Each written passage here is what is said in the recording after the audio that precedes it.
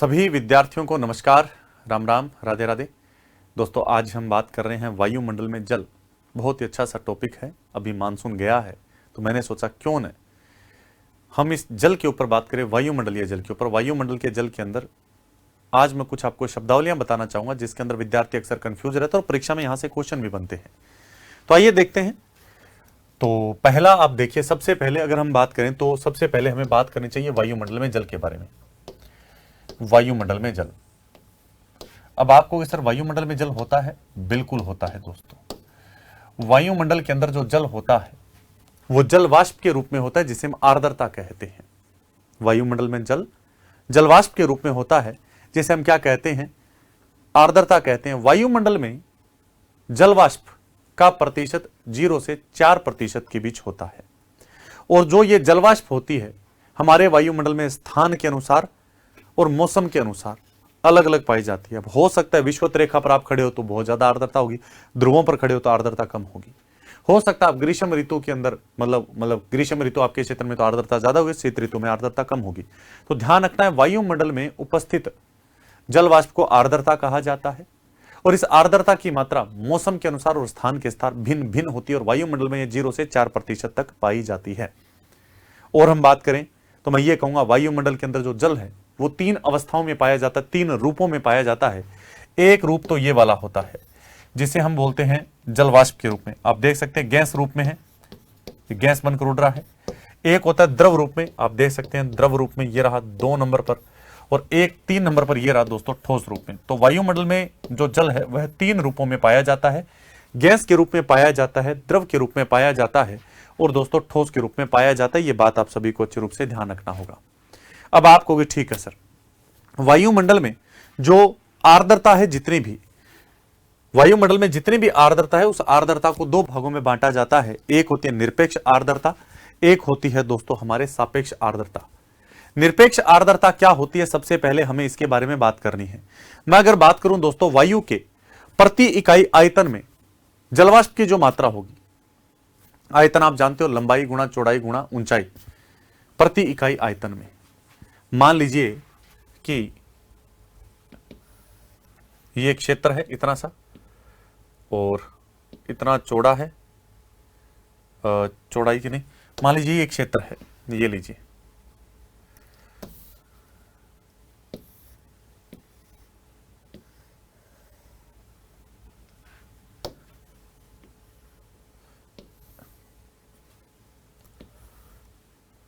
ये लीजिए, ये हमने एक बर्तन बनाया है। यानी ये मान लीजिए 1 फीट चौड़ा था, 1 फीट लंबा था और काफी 3-4 फीट ऊंचा था। तो ये क्या बन जाएगा? आयतन बनेगा। तो मैं ये कह सकता हूं वायु के प्रति इकाई आयतन में, वायु के प्रति इकाई आयतन में जलवाष्प की मात्रा, वायु के प्रति इकाई आयतन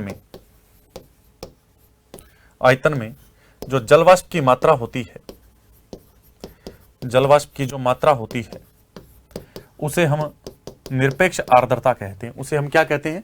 निरपेक्ष आर्द्रता। और इस निरपेक्ष आर्द्रता को हम किस में मापते हैं? तो हम कहेंगे ग्राम प्रति घन मीटर में।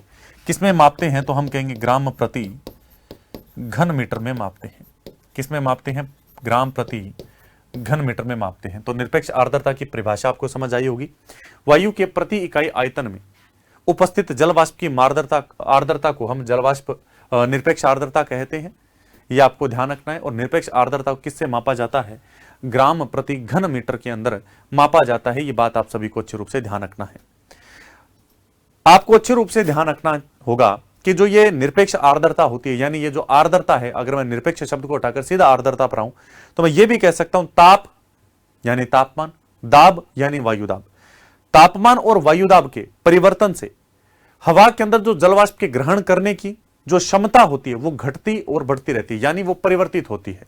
वायुदाब और तापमान के दोस्तों परिवर्तन से हवा के अंदर जो आर्द्रता की ग्रहण करने की क्षमता होती है वो परिवर्तित होती है। ये बात आप सभी को अच्छे रूप से ध्यान रखना होगा। एक चीज का ध्यान रखना दोस्तों, निरपेक्ष आर्द्रता के अंदर स्थान और समय के अनुसार परिवर्तन होता रहता है। एक बार फिर से दोहरा रहा हूं, निरपेक्ष आर्द्रता क्या होती है? वायु के प्रति इकाई आयतन में जलवाष्प की उपस्थित मात्रा को हम निरपेक्ष आर्द्रता कहते हैं। निरपेक्ष आर्द्रता को हम ग्राम प्रति घन मीटर से मापते हैं। आपको ध्यान रखना, यह आर्द्रता दोस्तों तापमान और वायुदाब के परिवर्तन से, वायुदाब और तापमान के परिवर्तन से दोस्तों वायु के जलवाष्प ग्रहण करने की जो क्षमता होती है वो घटती बढ़ती रहती है। जो ये निरपेक्ष आर्द्रता है ये स्थान और समय के अनुसार परिवर्तित होती है। कैसे परिवर्तित होती है? तो निरपेक्ष आर्द्रता हमेशा ही महासागरों पर महाद्वीपों की तुलना में ज्यादा होती है। निरपेक्ष आर्द्रता महासागरों पर ज्यादा होती है, महाद्वीपों पर कम होती है। और हम बात करें तो मैं ये कह सकता हूं निरपेक्ष आर्द्रता सर्दियों की तुलना में गर्मियों में ज्यादा होती है। सर्दियों की तुलना में गर्मियों में ज्यादा होती है। दो चीज, पहली तो मैंने बताई है महासागरों पर ज्यादा होती है निरपेक्ष आर्द्रता, और दोस्तों महाद्वीपों पर कम होती है। पहली बात, गर्मियों में ज्यादा होती है, सर्दियों में कम होती है, दिन में ज्यादा होती है, रात में कम होती है। तो तीन चीजों ध्यान रखना, निरपेक्ष आर्द्रता महाद्वीपों पर अधिक होती है, गर्मियों में ज्यादा मिलेगी, दिन में ज्यादा मिलेगी। कम कहां मिलेगी? महाद्वीपों पर कम मिलेगी, और इसके अलावा सर्दियों में कम मिलेगी और रात में कम मिलेगी। ये होती है आपके सामने निरपेक्ष आर्द्रता। अच्छा, मैंने दोनों तरफ ही निरपेक्ष लिख दिया था, सॉरी। ये इस साइड हम लिखेंगे सापेक्ष आर्द्रता। आइए हम बात कर लेते हैं अब दूसरी तरफ सापेक्ष आर्द्रता पर। निरपेक्ष आर्द्रता पर हमने बात की, सापेक्ष आर्द्रता पर हम बात करते हैं। सापेक्ष आर्द्रता क्या होती है? तो मैं ये कहूंगा दोस्तों कि वायु के जलवाष्प को ग्रहण करने की क्षमता, एक तो ये चीज है। अब मान लीजिए कि कोई वायु है और वह 100% क्या कर सकती है? जलवाष्प को ग्रहण कर सकती है, लेकिन अभी वर्तमान के अंदर उस वायु के अंदर केवल 50% ही क्या है दोस्तों? 50% ही आपके जलवाष्प है। तो इन दोनों का जो अनुपात है यह सापेक्ष आर्द्रता कहलाएगा। इन दोनों का अनुपात क्या कहलाएगा? सापेक्ष आर्द्रता। यानी वायु के जलवाष्प को ग्रहण करने की क्षमता, और इसके अलावा हम बात करें उस वायु में उपस्थित जलवाष्प की मात्रा के अनुपात को सापेक्ष आर्द्रता कहा जाता है।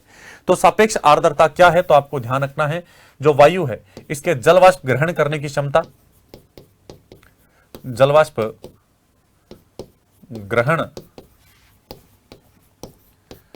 करने की क्षमता, वायु के जलवाष्प ग्रहण करने की क्षमता, और एक होता है वायु में उपस्थित जलवाष्प की मात्रा। इन दोनों का जो अनुपात होता है उस अनुपात को ही हम क्या कहते हैं दोस्तों? उस अनुपात को ही हम सापेक्ष आर्द्रता कहते हैं। तो निरपेक्ष आर्द्रता और सापेक्ष आर्द्रता के बारे में मैंने आप सभी को बता दिया। क्या होती है निरपेक्ष आर्द्रता, क्या होती है सापेक्ष आर्द्रता, यह बात आप सभी को अच्छे रूप से ध्यान रखना है। अब मैं आपको एक दो शब्दावलियां और बताना चाहता हूं, दो तीन शब्दावलियां। एक शब्द आता है संतृप्त हवा, एक शब्द आता है संतृप्त हवा। संतृप्त हवा किसे कहते हैं? जलवाष्प से अच्छी तरह भरी हुई जो हवा होती है, जब वायु जलवाष्प से पूरी भर जाती है, ऐसी हवा को संतृप्त हवा कहा जाता है। तो आपको ध्यान रखना है, जलवाष्प से पूरित हवा, पूरित का मतलब भरी हुई, पूरित जो हवा होती है उसे हम क्या कहते हैं? संतृप्त हवा कहते हैं। यह शब्दावली आपको ध्यान रखनी है। एक शब्दावली आती है दोस्तों औसांक बिंदु, एक शब्दावली आती है औसांक बिंदु। यह औसांक बिंदु क्या होता है?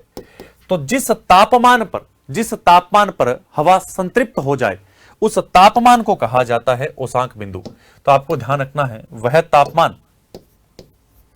वह तापमान या सीधा लिख देता हूं, जिस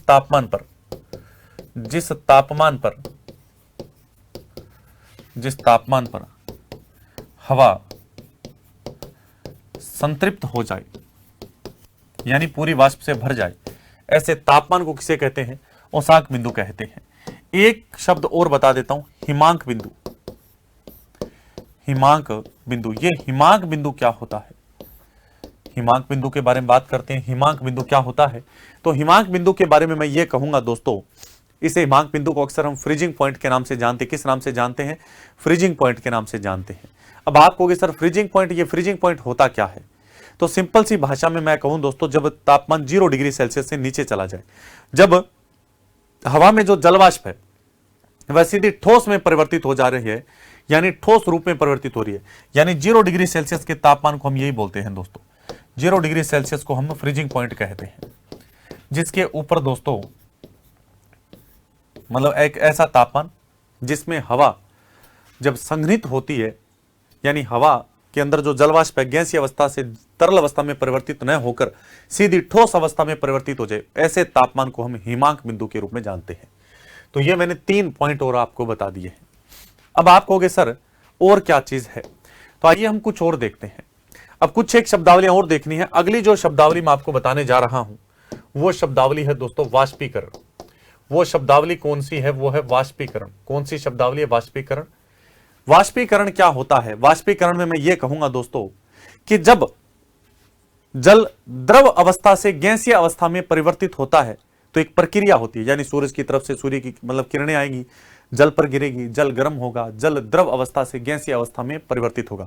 तो ये जो पूरी प्रक्रिया है, इस पूरी प्रक्रिया को वाष्पीकरण कहा जाता है। तो जल के द्रव अवस्था से गैसीय अवस्था में परिवर्तित होने की जो प्रक्रिया होती है, ये देखिए आपके सामने ये जो अवस्था है, ये कौन सी अवस्था है जल की, ये द्रव अवस्था है। ये सूर्य की किरणें आई और उसके बाद में दोस्तों आप देख सकते हैं ये जल क्या होने लग गया है, ये वाष्पीकृत होकर उड़ने लगा है, ये गैसीय अवस्था में परिवर्तित हो चुका है। ये कौन सी अवस्था है, गैसीय अवस्था। तो जल का द्रव अवस्था से गैस अवस्था में परिवर्तित होने की जो प्रक्रिया है उसे हम वाष्पीकरण कहते हैं। अब वाष्पीकरण के लिए सबसे ज्यादा जरूरी है तापमान। वाष्पीकरण के लिए क्या ज्यादा जरूरी है, वाष्पीकरण के लिए सबसे ज्यादा जरूरी है दोस्तों तापमान। तापमान आपको ध्यान रखना हो, जब तापमान ज्यादा होता है तो वाष्पीकरण ज्यादा होता है। तो यह बात आप सभी को अच्छे रूप से ध्यान रखनी होगी। अब आपने कई बार यह शब्द सुना होगा, कई बार ऐसे शब्द सुनोगे, गुप्त ऊष्मा। गुप्त ऊष्मा आपने सुना, गुप्त ऊष्मा शब्द सुना होगा। आपको हाँ सर सुना है, बिल्कुल सुना है। जिस तापमान पर जल गैसीय अवस्था से जिस तापमान पर जल द्रव अवस्था से गैसीय अवस्था में परिवर्तित होना शुरू हो जाता है उसे वाष्पीकरण की गुप्त ऊष्मा कहा जाता है। उसे वाष्पीकरण की क्या कहा जाता है, गुप्त ऊष्मा कहा जाता है। और वाष्पीकरण कब ज्यादा होता है दोस्तों, वाष्पीकरण तब ज्यादा होता है जब तापमान ज्यादा हो, जब हवा की गति ज्यादा हो और वायु क्या हो, सूखी हो, शुष्क हो। वायु जब शुष्क होगी, तापमान ज्यादा होगा और हवा की गति भी ज्यादा होगी, जब दोस्तों वाष्पीकरण ज्यादा होगा। तो ये मैंने वाष्पीकरण के बारे में भी आपको बता दिया है। तो दोस्तों इसे भी देखिएगा, यह दिवाली खुशियों वाली क्योंकि तैयारी होगी सिलेक्शन वाली। क्या बात है, विद्यार्थियों की बेहद मांग पर आ गया है उत्कर्ष ऐप का दिवाली महाधमाका 10 से 15 नवंबर 2023। फिर मत कहना कि चूक गए। हरियाणा के सबसे गुणवत्ता मूलक सबसे किफायती ऑनलाइन कोर्सेज पर लाए हैं 90% ऑफ, फ्री टेस्ट सीरीज, 6 माह की एक्स्ट्रा वैलिडिटी। तो दोस्तों अब की बार चूकना नहीं है, अब की बार दोस्तों होगी सिलेक्शन वाली तैयारी। तो लगातार दोस्तों जितने भी आप तैयारी कर रहे हैं, आपके मित्र तैयारी कर रहे हैं या कोई भी तैयारी कर रहे हैं, तो इस महा ऑफर के बारे में उसे सूचना जरूर दें। आइए देखते हैं अगला शब्द दोस्तों। अगला शब्द क्या है, अगला शब्द है संघनन। अगला शब्द क्या है, संघनन। दोस्तों ये संघनन क्या होता है, संघनन के बारे में पता होना चाहिए हमें। संघनन क्या होता है, तो मैं ये कहूंगा दोस्तों कि जब आपके गैसीय अवस्था से जल द्रव अवस्था में दोबारा परिवर्तित होता है, यानी वाष्पीकरण की उल्टी प्रक्रिया। वाष्पीकरण में क्या हुआ था, वाष्पीकरण में जल द्रव अवस्था से गैस वाली अवस्था में परिवर्तित हुआ था। संघनन में क्या होता है, संघनन के अंदर गैस अवस्था से जल का दोबारा द्रव अवस्था में परिवर्तित होने की जो प्रक्रिया है संघनन कहलाती है। अब आपको अच्छा सर संघनन कहलाती है, ये संघनन कब होता है, क्या सिस्टम है संघनन होने का दोस्तों। तो मैं ये कहूंगा दोस्तों, हमारे वायुमंडल में बहुत सारे धूल के कण घूम रहे हैं। आप कहोगे हाँ सर बिल्कुल ठीक कहा, बहुत सारे धूल के कण घूम रहे हैं नमक के कण घूम रहे हैं, धुएं की कालिक घूम रही है, ये सारी चीज। ये क्या होते हैं, आर्द्रताग्राही नाभिक होते हैं, यानी वायुमंडल में घूमने वाली आर्द्रता को सोखते हैं ये सारे कण, इसलिए इन्हें आर्द्रताग्राही नाभिक कहा जाता है। आप कहोगे ठीक है सर, बिल्कुल मान लिया ये बात भी ठीक है। जब तापमान कम होता है दोस्तों, यहां हवा गर्म हवा है वो ऊपर उठती है गर्म होकर, तो ऊपर जाने पर तापमान कम होकर वो क्या हो जाएगी, ठंडी होगी। ठंडी होगी तो वो जलवाष्प दोस्तों गैसीय अवस्था में किस में कन्वर्ट होगी, द्रव अवस्था में। द्रव अवस्था में कन्वर्ट होते ही ऊपर जो धूल के कण हैं वो धूल के कण क्या कर लेंगे, उन्हें सोख लेंगे। उससे क्या बनेगा दोस्तों, एक वर्षा की बूंद का निर्माण होगा। जब ऐसे करके दोस्तों धीरे धीरे बादलों का निर्माण हो जाएगा, यानी कि जल वाष्प का यानी जो जलवाष्प है वायुमंडल में जो गैसीय अवस्था में, इसका द्रव अवस्था में परिवर्तित होना क्या कहलाता है, संघनन कहलाता है। संघनन के लिए कैसी दशाएं होनी चाहिए, तो मैं ये कहूंगा दोस्तों संघनन के लिए आप सभी को सिंपल सा ध्यान रखना है, तापमान का भी कम होना चाहिए और वायु का आयतन भी कम होना चाहिए। इसके अलावा और मैं बात करूं दोस्तों तो मैं ये कह सकता हूं वाष्पीकरण के द्वारा वायु में और अधिक जलवाष्प अगर प्रवेश कर जाए तो दोस्तों संघनन होने की संभावना है। तो संघनन क्या होता है, संघनन भी मैंने आपको बता दिया है। चलो अब मैं कुछ एक शब्दावलियां और बताता हूं। ये जो शब्दावली आप देख रहे हैं या आप ये फोटो देख रहे हैं, ये क्या है? तो मैं ये कहूंगा वायुमंडल में जितनी भी दोस्तों क्या है आर्द्रता है, वह आपके सामने 3 रूपों में हमेशा देखने को मिलेगी। आपको ध्यान रखना है दोस्तों सिंपल सा कि वायुमंडल के अंदर जितनी भी हमारी जलवाष्प है, जो जब वो संघनित होगी तो संघनित होने के बाद दोस्तों आपको 3 रूपों में मिलेगी। यानी संघनित होने के बाद जलवाष्प 3 रूपों में मिलेगी। उनमें से एक रूप है दोस्तों ओस, और एक रूप कौन सा है? ओस है। ओस का मतलब क्या होता है? जब हवा धरातल के समीप आती है और ठोस पदार्थ जैसे कि घास की पत्तियां हो गई है या पत्थर के ऊपर, दोस्तों ध्यान रखना ओस क्या होता है, बिल्कुल सिंपल सा है। जब दोस्तों हवा में जब जो जलवाष्प है वो हवा में संघनित न होकर, यानी हवा के अंदर धरातल से ऊपर हवा के अंदर दोस्तों संघनित न होकर किसी धरातल के पास किसी ठोस वस्तु पर आकर संघनित होती है, यानी कि वह गैसीय अवस्था से द्रव अवस्था में कन्वर्ट हो जाती है, तो उसे हम ओस कहते हैं। ओस कैसी होती है? तो आपने पत्तों पर छोटी छोटी पानी की बूंदें देखी होगी, सुबह सुबह खेत जाते हैं, उसे ओस कहते हैं।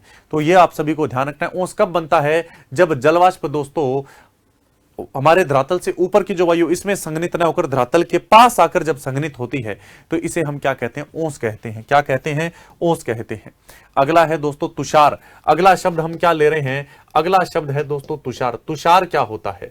जब दोस्तों हमारा धरातल के समीप का तापमान हिमांक बिंदु या हिमांक बिंदु से नीचे चला जाता है, या तो हिमांक बिंदु पर होता है या दोस्तों यहां का तापमान हिमांक बिंदु से भी नीचा चला जाता है, तो जो जलवाष्प धरातल के समीप आती है तो कम तापमान के कारण वह द्रव अवस्था में परिवर्तित नहीं होती, सीधी ठोस अवस्था में हिम के कणों में परिवर्तित हो जाती है, जिसे हम अक्सर क्या बोलते हैं? अक्सर उसे हम बोलते हैं पाला पड़ रहा है। अब की बार तो पाला पड़ रहा है। पाला पड़ना क्या होता है? जब दोस्तों वायु के अंदर जो जलवाष्प है वो धरातल के समीप आती है, धरातल के समीप का तापमान 0 डिग्री सेल्सियस या उससे भी कम है, तो वह जल की बूंद के रूप में परिवर्तित नहीं होगी, सीधी दोस्तों ठोस रूप धारण कर लेगी, जिसे हम तुषार बोलते हैं, जिसे हम अक्सर क्या बोलते हैं? पाला भी कह देते हैं। जिसे अक्सर हम क्या कह देते हैं? जिसे हम पाला भी कह देते हैं। तो तुषार क्या होता है, ये बात आप सभी को ध्यान रखना होगा, ये मैंने आपको बता दिया है। और हम बात करें तुषार के बारे में हमने बात की। अब मैं आपको कोहरे के बारे में बताना चाहूंगा, कोहरा क्या होता है। अब हम बात करेंगे दोस्तों कोहरा क्या होता है। आइए कोहरा बताता हूं कोहरा क्या है। कोहरा देखिएगा,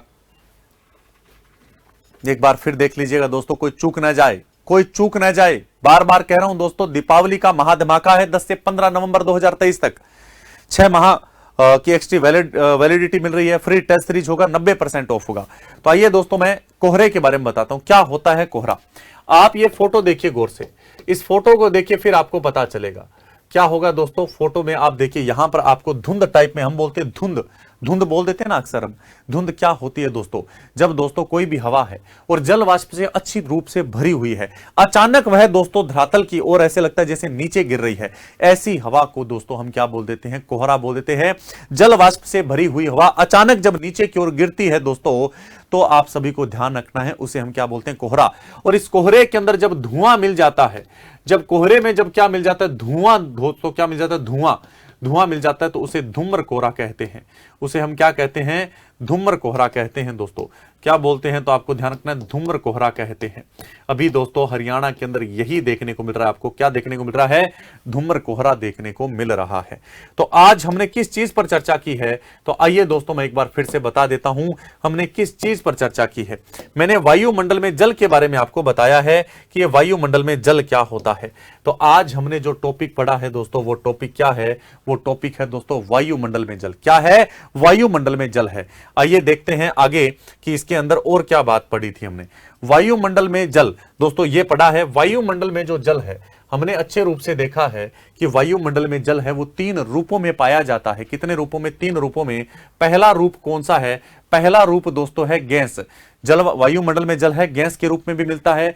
दूसरा रूप हमने देखा है कि जो जल है वो वायुमंडल में द्रव रूप में भी मिलता है। कौन से रूप में मिलता है? द्रव रूप में भी देखने को मिलता है। इसके अलावा दोस्तों वायुमंडल में जो जल है वह कौन से रूप में देखने को मिलता है? ठोस रूप में देखने को मिलता है। कौन से रूप में? ठोस रूप में भी देखने को मिलता है। आइए आगे बढ़ते हैं। फिर हमने बात की थी आर्द्रता पर। दोस्तों आर्द्रता क्या होती है? तो हम कहेंगे वायुमंडल में उपस्थित जलवाष्प की मात्रा को हम क्या कहते हैं? वायुमंडल में उपस्थित जलवाष्प की मात्रा को हम आर्द्रता कहते हैं। आर्द्रता कितने प्रकार की होती है? आर्द्रता दोस्तों दो प्रकार की होती है। आर्द्रता दो प्रकार की होती है, एक होती है निरपेक्ष आर्द्रता, एक होती है दोस्तों सापेक्ष आर्द्रता। एक तो होती है निरपेक्ष आर्द्रता, एक होती है सापेक्ष आर्द्रता। अब आपको ध्यान रखना है कि दोस्तों निरपेक्ष आर्द्रता किसे कहते हैं। निरपेक्ष आर्द्रता दोस्तों प्रति इकाई आयतन में, प्रति इकाई आयतन के अंदर जो जलवाष्प की मात्रा होती है, प्रति इकाई आयतन में जो जलवाष्प की मात्रा होती है उसे हम क्या कहते हैं, निरपेक्ष आर्द्रता कहते हैं। और निरपेक्ष आर्द्रता को दोस्तों किस में मापा जाता है, ग्राम प्रति घन मीटर में मापा जाता है। किसमें, ग्राम प्रति घन मीटर में मापा जाता है। अब आइए सापेक्ष आर्द्रता। सापेक्ष आर्द्रता क्या होती है, वायु के जलवाष्प ग्रहण, वायु के द्वारा जो जलवाष्प ग्रहण करने की क्षमता है और वायु में उपस्थित जलवाष्प की मात्रा है, इसके अनुपात को दोस्तों हम क्या कहते हैं, इसके अनुपात को ही सापेक्ष आर्द्रता कहा जाता है। फिर हमने कुछ शब्दावलियां देखी है, जैसे कि संतृप्त हवा। संतृप्त हवा किसे कहते हैं, जलवाष्प से भरी हुई हवा को दोस्तों, जलवाष्प से भरी हुई हवा को संतृप्त हवा कहा जाता है। औसांक बिंदु किसे कहते हैं, जिस तापमान पर दोस्तों हवा जलवाष्प से भर जाती है उसे हम औसांक बिंदु कहते हैं। हिमांक बिंदु किसे कहते हैं, जब तापमान दोस्तों 0 डिग्री पर आ जाता है या इससे नीचा चला जाता है तो उसे हिमांक बिंदु के नाम से जाना जाता है। फिर हमने देखा है दोस्तों वाष्पीकरण। वाष्पीकरण क्या होता है, वाष्पीकरण क्या होता है, तो हम ये कहेंगे कि जल का द्रव अवस्था से गैसीय अवस्था में परिवर्तित होने की जो प्रक्रिया है उसे हम वाष्पीकरण कहते हैं। और वाष्पीकरण के लिए सबसे ज्यादा जिम्मेवार चीज क्या है, तापमान है। जिम्मेवार चीज क्या है, तापमान है। ये बात आप सभी को अच्छे रूप से ध्यान रखना है। और बाकी आप सभी ये देख रहे हैं दीपावली का ऑफर। आगे देखिए संघनन क्या होता है। जब दोस्तों कोई भी गर्म हवा है, कोई भी गर्म हवा है दोस्तों, और वह आर्द्रता यानी कि जलवाष्प को ग्रहण करके जब ऊपर उठती है, जब वह ऊपर उठती है दोस्तों, तो वह ठंडी होकर संघनित हो जाती है। यानी संघनन किसे कहते हैं दोस्तों, संघनन हम किसे कहते हैं, तो हम ये कहेंगे कि संघनन हम गैसीय, जल का गैसीय अवस्था से द्रव अवस्था में परिवर्तित होना ही संघनन कहलाता है। क्या कहलाता है, द्रव, गैस अवस्था से द्रव अवस्था में परिवर्तित होना। फिर आता है ओस। ओस क्या होता है दोस्तों, ओस क्या होता है, तो हम कहेंगे ओस किसे कहते हैं, तो हम कहेंगे दोस्तों जब वायु ऊपरी वायुमंडल में संघनित न होकर धरातल के समीप आकर, धरातल के समीप आकर ठोस पदार्थों पर जब संघनित होती है तो उसे हम दोस्तों ओस कहते हैं। और ओस की खास बात क्या है दोस्तों, इसमें पत्तों पर सुबह सुबह, किसी ठोस पदार्थ पर आपको सुबह सुबह छोटी छोटी जल की बूंदें दिखाई देती है, वो ओस होती है। फिर आता है दोस्तों तुषार। ये तुषार क्या होता है, ये तुषार क्या होता है दोस्तों, तो तुषार में हम कहेंगे जब दोस्तों धरातल के समीप का तापमान, जब धरातल के समीप का तापमान दोस्तों 0 डिग्री या 0 डिग्री से कम होता है तो धरातल के समीप जो दोस्तों जलवाष्प होती है वह जल की बूंद के रूप में न जमकर वो सीधा ही दोस्तों किस में जम जाती है, सीधा ही बर्फ के रूप में जम जाती है। उसे हम क्या कहते हैं, उसे हम तुषार कहते हैं। उसे हम क्या कहते हैं, तुषार कहते हैं। फिर दोस्तों आपके सामने एक शब्दावली हो रहा है, कोहरा। कोहरा क्या होता है, जब जलवाष्प से भरी हुई हवा, जब जलवाष्प से भरी हुई हवा दोस्तों अचानक नीचे गिरती है तो उसे कोहरा कहा जाता है। क्या कहा जाता है, कोहरा। और इस कोहरे के अंदर जब धुआं मिल जाता है, इस कोहरे में जब धुआं मिल जाता है तो उसे हम क्या कहते हैं, उसे हम दोस्तों धूम्र कोहरा कहते हैं। उसे हम क्या कहते हैं, उसे हम धूम्र कोहरा कहते हैं। तो आज मैंने वायुमंडल के अंदर दोस्तों जलवाष्प के बारे में बताया, जल के बारे में बताया है। आज इतना ही, आगे मिलेंगे अगली कक्षा में।